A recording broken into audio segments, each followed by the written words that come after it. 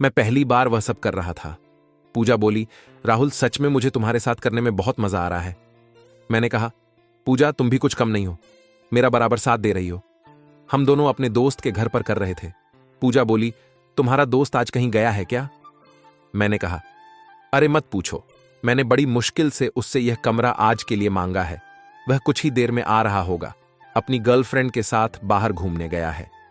पूजा बोली, तो उसे क्यों भगा दी? रुकने देते, फिर हम तीनों साथ मिलकर करते।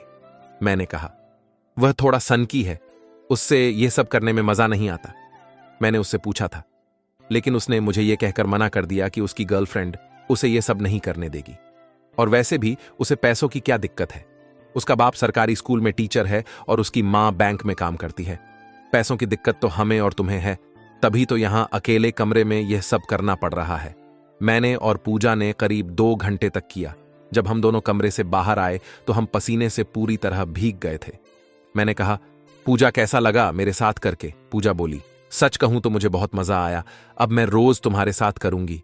मैंने कहा, हां अब हम रोज करेंगे, लेकिन सबसे पहले हमें एक दूसरा कमरा किराए पर लेना होगा, क्योंकि मेरे दोस्त हमें यहां रोज रोज काम नहीं करने देगा। पूजा बोली, यह काम तुम मुझ पर छोड़ दो। मैं जिस मोहल्ले में रहती हूं वहां से थोड़ी ही दूर पर मेरी सहेली का घर है, और वह इस वक्त अपने घर में अकेली रहती है। मैंने कहा, क्यों, उसके मम्मी पापा नहीं है क्या? पूजा बोली, लेकिन वह सब कुछ महीनों के लिए तीर्थ यात्रा पर गए हैं। अभी कल ही वो मुझे फोन की थी और मुझसे कह रही थी कि वह अकेले घर में डरती है और मुझे अपने साथ रहने के लिए बुला रही है। मैंने कहा, फिर तो और भी अच्छा है, हम अपनी टीम में तुम्हारी दोस्त को भी शामिल कर लेंगे, फिर हम तीनों मिलकर करेंगे। तभी पूजा बोली, अच्छा राहुल, तुम अकेले ये सब कितने दिनों से कर रहे हो? मैंने कहा, यही कुछ 1 साल हुआ। क्यों? तो पूजा बोली, नहीं तुम यार बहुत तेज तेज करते हो, मैं तो बराबर साथ भी नहीं दे पा रही थी। मैंने कहा, फिक्र मत करो, अभी ये तुम्हारा पहली बार है ना, मेरे साथ करके तुम भी ट्रेंड हो जाओगी। पूजा और मेरी मुलाकात करीब 2 साल पहले ट्रेन में हुई थी। जब मैं पहली बार मुंबई आ रहा था। मेरा पूरा परिवार उत्तराखंड के छोटे से गांव में रहता है। मेरे पापा मजदूरी करके घर का खर्चा चलाते हैं और मम्मी घर पर रहती हैं। मैंने बहुत पहले ही पढ़ाई छोड़ दी थी, क्योंकि मुझे मेरे घर के हालात दिखाई देते थे। मैं वो दिन कभी नहीं भूलूंगा। दोपहर का समय था, एक अनजान आदमी मेरे घर आया। पहले वह मेरे पापा को पूछा तो मैंने कहा, पापा कहीं गए हैं? तो उस आदमी ने कहा, वह आए तो उससे कह देना कि जो पैसे उधार लिए थे आज कहीं से भी चुका दे, नहीं तो ठीक नहीं होगा। पापा ने बहुत लोगों से कर्जा ले रखा था। फिर कुछ दिन बीत गए। आए दिन कर्जदार हमें परेशान करते थे। फिर मैंने शहर आकर पैसा कमाने का सोचा। मैंने मम्मी पापा से शहर जाने की बात कही।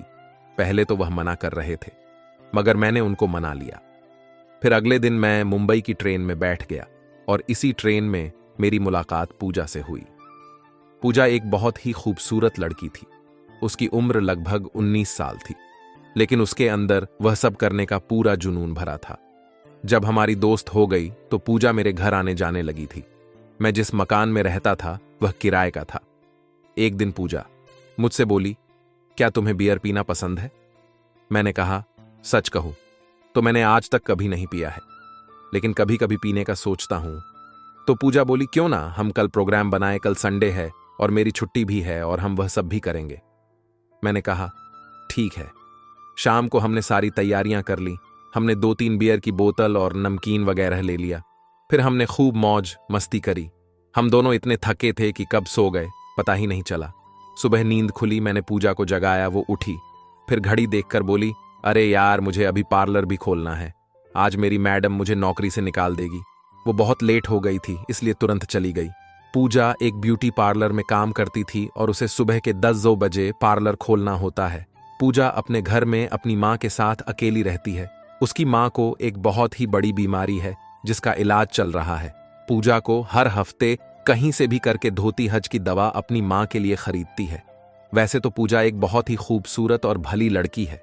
एक दिन पूजा मुझे फोन की और बोली, राहुल मेरी माँ की तबीयत बहुत ज्यादा खराब हो गई है, मुझे कुछ पैसों की जरूरत है, मैं जल्दी तुम्हें लौटा दूंगी।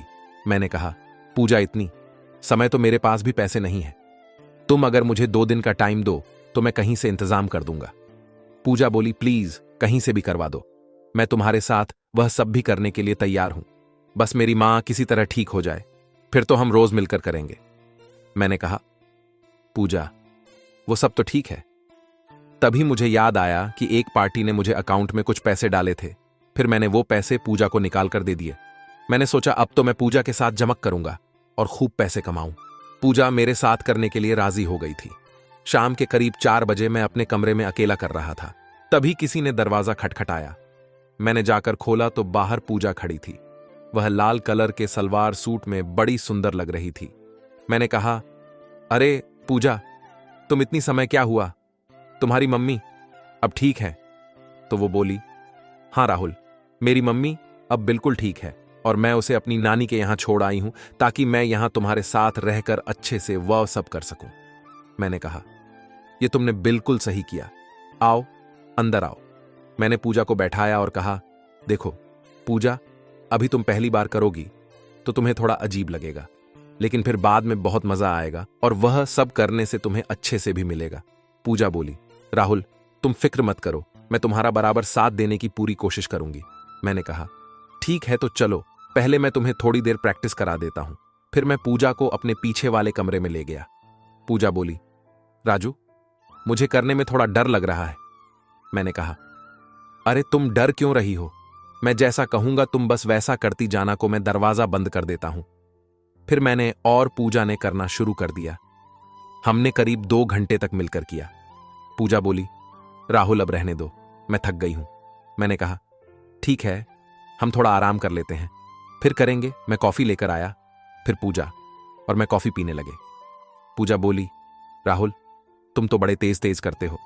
मैंने कहा, मैं बहुत दिनों से कर रहा हूं ना, इसीलिए फास्ट हो गया हूं। पूजा बोली, अच्छा राहुल, तुम यह माल कहां सप्लाई करते हो? मैंने कहा, मेरी सबसे ज्यादा पार्टियां बाहर की हैं, तो मैं उनका माल ट्रांसपोर्ट से भेज देता हूं और वह मुझे पैसे ट्रांसफर कर देती हैं। अच्छा पूजा, तुम्हें पार्लर में काम करने के कितने पैसे मिलते हैं? पूजा बोली, बहुत कम पैसे मिलते हैं यार, सारे पैसे मेरी मम्मी की दवा में ही चले जाते हैं। मैंने कहा, पूजा, अब तुम वह काम छोड़ दो, सिर्फ मेरे साथ यही कॉपी बनाने का काम करो, मैं तुम्हें भी अमीर बना दूंगा। पूजा बोली, वो तो ठीक है, लेकिन जब वो सब करते हैं तो बहुत पसीना होता है, तुम एक पंखा लगा दो। मैंने कहा, ठीक है, कल लगा दूंगा। शाम को हम दोनों खाना खाकर सो रहे थे। हम दोनों को नींद नहीं आ रही थी। मैंने कहा, पूजा, तुमने कभी किया है? वह बोली, नहीं अभी तक तो नहीं, लेकिन हम कल कमरे में करेंगे। फिर हम दोनों मन लगाकर कॉपी किताब बनाने लगे और दुकानों पर सप्लाई करने लगे। इस कहानी के सभी पात्र और घटनाएं काल्पनिक हैं। इसका किसी की जिंदगी, धर्म, समुदाय से कोई संबंध नहीं है। ये एक एंटरटेनमेंट पर्पस के लिए है।